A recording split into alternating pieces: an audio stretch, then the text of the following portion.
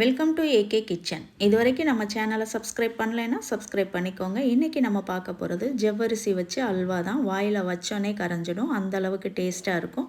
எப்படி பண்ணுறதுன்னு பார்க்கலாம் வாங்க. இதுக்கு ஜவ்வரிசி நான் 1 கப் எடுத்து ஒரு 4லேருந்து 5 மணி நேரம் வரைக்கும் நல்லா ஊற வச்சு எடுத்துக்கிட்டேன். இப்போ இதை ஒரு மிக்ஸி ஜாருக்கு மாற்றிட்டு நம்ம நல்லா அரைச்சி எடுத்துக்கிடலாம். இது பிகினர்ஸ்க்கு கூட ரொம்ப ஈஸியாக இருக்கும், ஒரு கஷ்டமும் இல்லை. இப்போ ஒரு கடாயில் வந்துட்டு நான் 1/2 கப் அளவுக்கு ஜீனி எடுத்துக்கிறேன். எடுத்துகிட்டு இது கேரமலைஸ் பண்ணிக்கலாம். நீங்கள் வந்து தண்ணி எதுவும் சேர்க்கக்கூடாது. அப்படியே நீங்கள் வச்சுருந்தீங்கன்னா உங்களுக்கு ஜீனி நல்லா மெல்ட் ஆகி அது வந்து கலர் மாறும். இது ஒரு நல்ல டார்க் கலர் வர்ற வரைக்கும் நம்ம வந்துட்டு வெயிட் பண்ணலாம். அதே சமயம் நீங்கள் வந்து ஜீனியை வந்து கருக விட்டுறாதீங்க, இல்லாட்டி அல்வா ஃபுல்லுமே உங்களுக்கு அந்த கருகின ஸ்மெல் வர ஆரம்பிச்சிடும், நல்லா இருக்காது. அதனால் அதை மட்டும் பார்த்து நீங்கள் வந்து கரெக்டான கன்சிஸ்டன்சிக்கு ரெடி பண்ணிக்கோங்க. இப்போ பாருங்கள், இந்த கலர் நமக்கு போதும். இப்போ நான் 1 கப் அளவுக்கு தண்ணி சேர்த்துக்கிறேன்.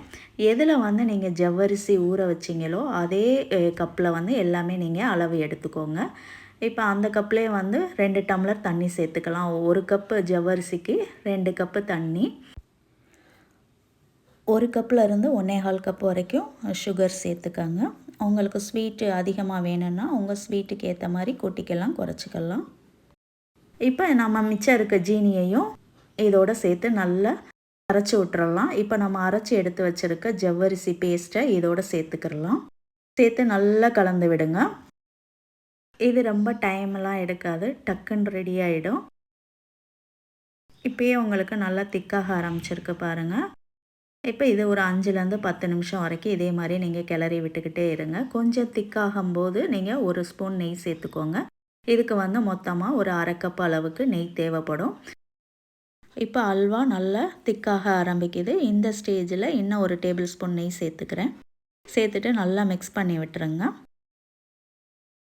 இது இன்னும் ஒரு 5 நிமிஷத்தில் ரெடி ஆகிடும் நமக்கு. இப்போ அதுங்குள்ளேயும் இன்னொரு பேனில் ஒரு 2 டேபிள் ஸ்பூன் நெய் சேர்த்து அது கூட முந்திரி பருப்பு சேர்த்துக்கிறேன். உங்களுக்கு வேறு ஏதாவது நட்ஸ் வேணுன்னா நீங்கள் அதையும் சேர்த்துக்கிறலாம். நான் இன்றைக்கி முந்திரி பருப்பு மட்டும் சேர்த்துட்டு நல்லா ப்ரௌன் கலர் ஆகிற வரைக்கும் இதை நல்லா ரோஸ்ட் பண்ணிக்கங்க. பண்ணிவிட்டு நம்ம ரெடி ஆகிக்கிட்டு இருக்க அல்வாவோடு இதையும் சேர்த்துடலாம். சேர்த்துட்டு கலந்து விட்டுருங்க. அவ்வளோதான், சூப்பரான ஜவ்வரிசி அல்வா ரெடி ஆகிடுச்சு. கண்டிப்பாக இதை வீட்டில் நீங்களும் ட்ரை பண்ணி பாருங்கள். ரொம்பவே டிஃப்ரெண்ட்டாக ரொம்ப டேஸ்ட்டாக இருக்கும். ஒரு தடவை பண்ணிங்கன்னா வீட்டில் இருக்கவங்க எல்லாரும் அடிக்கடி கேட்பாங்க. கண்டிப்பாக ட்ரை பண்ணி பாருங்கள். இது வரைக்கும் நம்ம சேனலை சப்ஸ்கிரைப் பண்ணலைன்னா மறக்காமல் சப்ஸ்கிரைப் பண்ணிடுங்க. தேங்க்யூ.